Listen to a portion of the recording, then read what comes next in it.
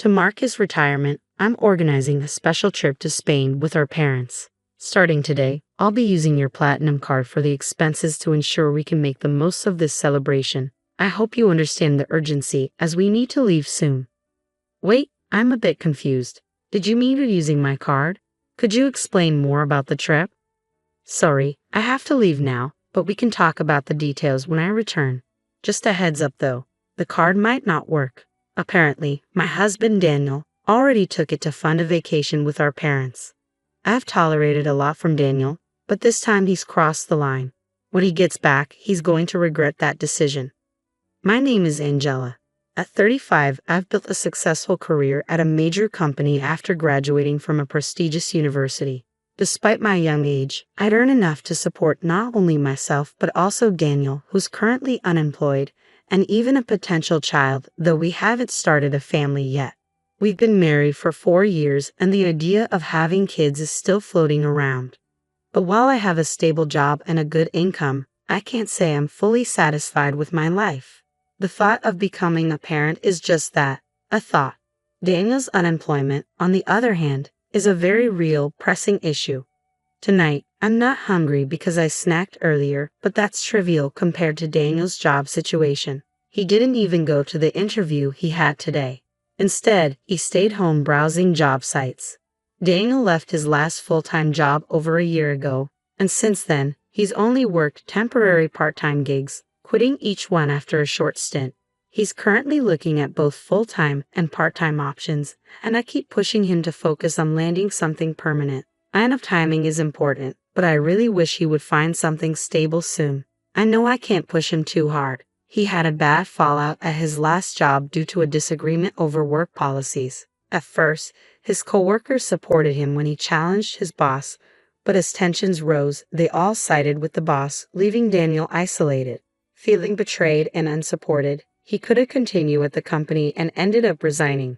After that, Daniel withdrew into himself. He spent weeks locked in his room, barely engaging with anyone. Slowly, he started to come around, helping out around the house, though his smiles never quite reached his eyes. After 3 weeks, he began job hunting again with a sense of optimism, determined to start fresh. But the process was harder than either of us expected.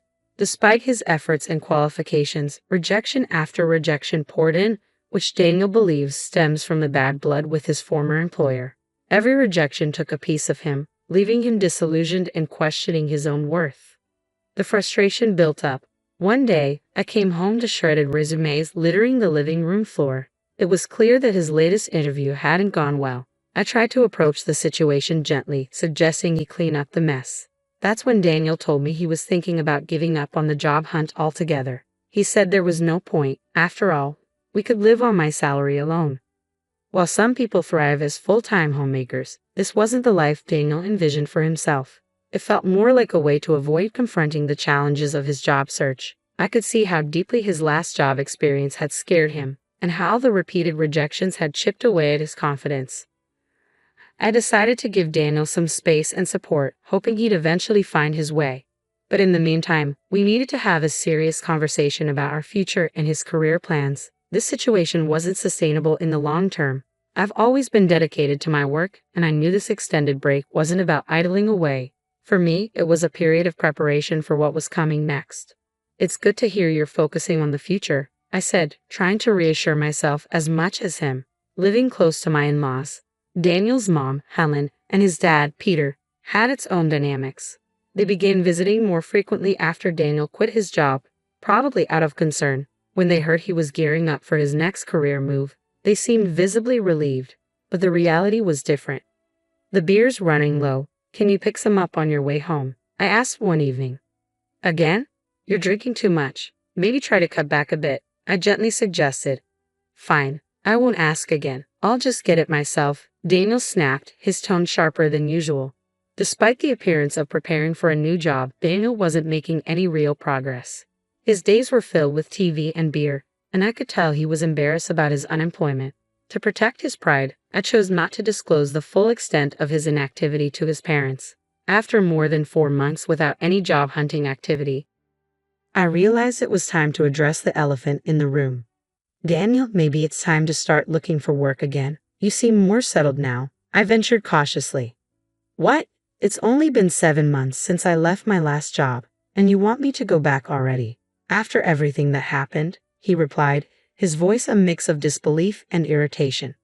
I could feel the tension rising, but I knew we couldn't avoid this conversation any longer. I just think the break has been quite long.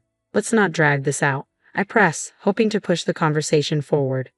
Stop nagging. You can't understand my feelings when your job is going well. I have my struggles too, you know. Everyone faces work problems and relationship issues. Daniel shot back, frustration bubbling to the surface. Despite the tension, Daniel eventually agreed to start job hunting, which felt like a small victory. But the conversation had clearly upset him, and he walked out, still fuming. When things calmed down, I planned to apologize, hoping to smooth things over. Not long after, Daniel surprised me with an update. I got a job, because you pushed me, he said one day, his voice a mix of reluctance and acknowledgement. That's great. Where? I asked, eager for more details. At a nearby supermarket, he replied. Then, with a hint of dismissal, he added, so yeah, you'll need to learn and work hard, right? I tried to encourage him. That's fantastic, whether part-time or full-time. Any job is significant. But Daniel quickly brushed it off.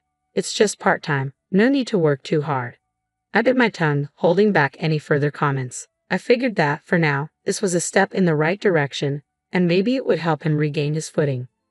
A few weeks later, Daniel came home one day and announced, I'm back. You're home early. How's the job going at the pub? I asked, mistakenly mixing up his actual workplace. I quit the supermarket job, he replied, his frustration evident. A college student there was being bossy, always telling me where to put the boxes in storage. It felt like harassment. I sighed internally. The student was probably just explaining proper procedures, something common in any job setting. But Daniel's pattern of finding and quitting jobs continued, and it was becoming clear that his challenges went deeper than just finding the right position. A year had passed since our last serious talk about work, and Daniel now tells me he's working part-time at a pub, an industry he'd never tried before. He's fascinated by it and claims he might have found his true passion. Really? That's fantastic, I replied, hoping that this time, something would stick. I respond, though I can't help but worry about the financial aspect. But isn't the income from a part-time job in a restaurant somewhat limited?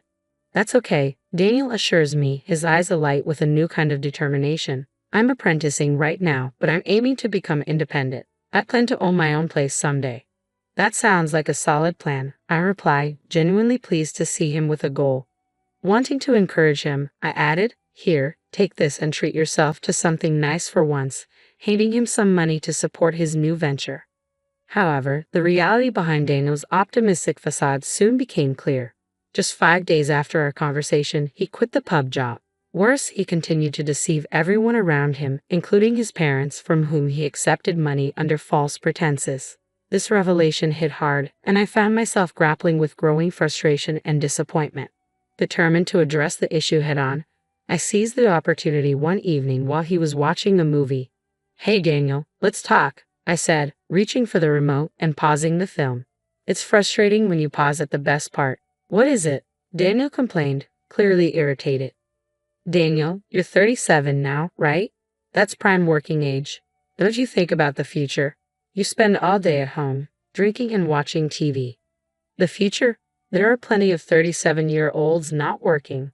Lots of people enjoy life without a job, he retorted defensively. True, work isn't everything, but those people have something they're dedicated to. Do you have something like that? Yeah, I know you're upset about me not working. I'll look for another part-time job, Daniel replied, his tone dismissive but with a hint of concession. Though he seemed set on working only part-time, considering his history of quitting jobs and his deeper issues, I had been cautious about pushing him too hard. But now it was clear, Daniel needed to find some stability. Then, one day while I was at work, I received an unexpected text from Daniel. Dad's retiring, so we're going to Spain to celebrate. Starting today, I'm borrowing your platinum card. We're going to enjoy ourselves on your credit card. Alarmed, I stared at my phone, unsure of what to do next. I call him immediately. What do you mean you're going on a trip? Just what I said, he replies, irritation creeping into his tone. I don't understand. Please explain. I press, frustration mounting. The implications of his actions are manifold. Celebrating Peter's retirement is fine, but Daniel should have discussed the trip with me before using my money and credit card without asking. The thought that he might have told his parents he paid for it himself, using my credit card no less, only fuels my anger and sense of betrayal. This situation serves as a stark reminder that despite some steps forward, we still have deeper issues to confront. Daniel's recent actions highlight a significant moment in our ongoing struggles with responsibility and communication. As we discuss his upcoming trip to Spain, something you said caught my attention. You mentioned borrowing a credit card. Do you mean the one from our house? I ask. Yeah, why? He replies nonchalantly. Daniel, I own a platinum credit card. Contrary to popular belief, it's not just for those with high incomes. Factors like credit history and stable income play a part. It's possible to secure one in your 30s despite its high annual fee. I value the benefits and points it offers, but that card was supposed to be in my wallet. So you took the credit card from home. I press. Yeah, so I'm counting on you for the payment. Daniel responds, a bit too cheerfully for the situation. His casual demeanor and eagerness to leave make it clear he thinks he has everything under control, but the truth is about to complicate his plans significantly. What are you waiting for? We need to leave, he urges, eager to get moving. Hold on, I interrupt. The credit card you took won't work. What? That can't be right, he exclaims. It's under Angela's name, and it expires this month. It's close, but it shouldn't be an issue, he counters, disbelief creeping into his voice. You're lying. You're just trying to stop me from using the card. Daniel accuses, frustration mounting. Yes, it does expire this month, I admit. That's why I've already received a new one. Sometimes when a new card is activated, the old one stops working. I've already started using the new card, so the one you took won't work. Are you kidding me? You think I'm lying? His voice tinges with panic. If you don't believe me, I can send you the URL to the credit card website, or you can just try using the card. It would be funny to see you try to pay with a card that doesn't work. This credit card really won't work, he mutters, more to himself than to me. I can hear his parents calling him in the background, but he seems too flustered to respond. What should I do? I told them I'd pay for everything except the round-trip travel, he says. Oh, they covered the flight? I ask, realizing the gravity of his situation. Yes, Dad felt bad about covering all the trip costs, Daniel explains, a hint of relief in his voice. What should I do? I'm about to take a cab, and I don't even have money for that. That's not my problem, I respond firmly. You said you would pay for everything except the flight. Using my credit card in the first place was wrong. You should pay with your own money. How can I? I don't have any money right now, Daniel exclaims, the reality of his predicament sinking in. Daniel, you haven't been taking work seriously, I conclude, watching the situation unfold as a stark reminder of the broader issues at play. Daniel's reliance on deception rather than facing his responsibilities head-on has led us to yet another crossroads. It all came to a head when Daniel tried to impress his parents by planning a trip without having the actual means to fund it. As I hung up the phone to return to my work, I left Daniel in a predicament where he would eventually need to confess to his parents about his financial deception. Later that evening, after my workday ended, I received a call from Helen, Daniel's mother.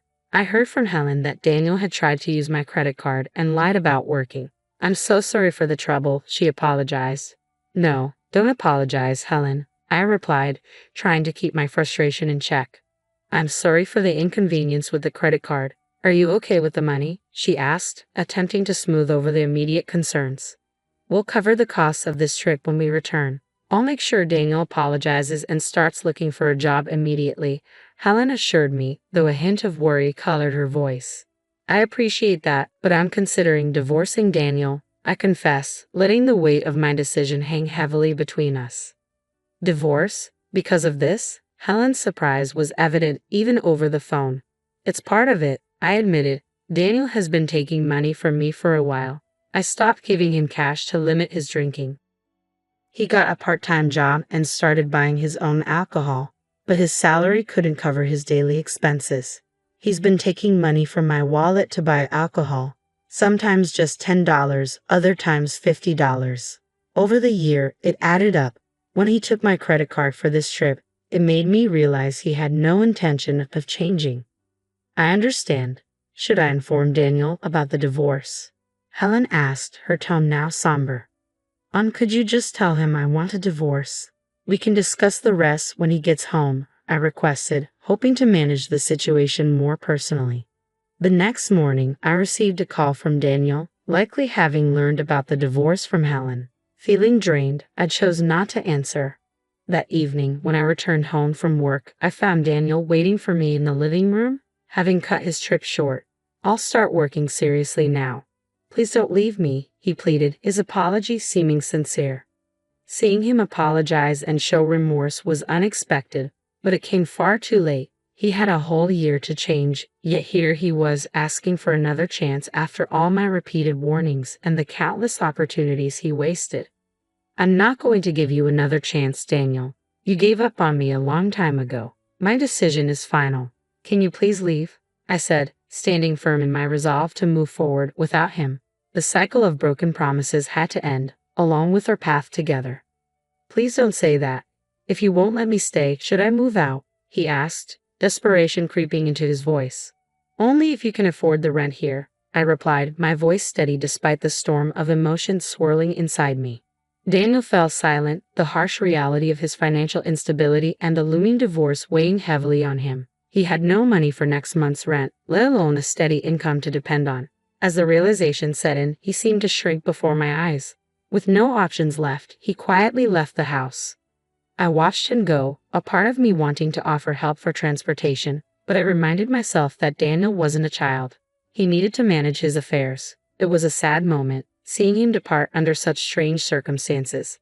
Later, after Daniel had gone to his parents' house, Helen called me. They had let him stay for the night, but told him he must leave the next day. They were worried that if he stayed longer, it might encourage his dependence on them. As tough as it was for them, they believed it was necessary for Daniel's development. When Daniel returned to our house, desperation was clear in his voice. Please help me. I've got nowhere to go and no money, he pleaded. That's the result of your actions. You need to handle this yourself, I responded firmly.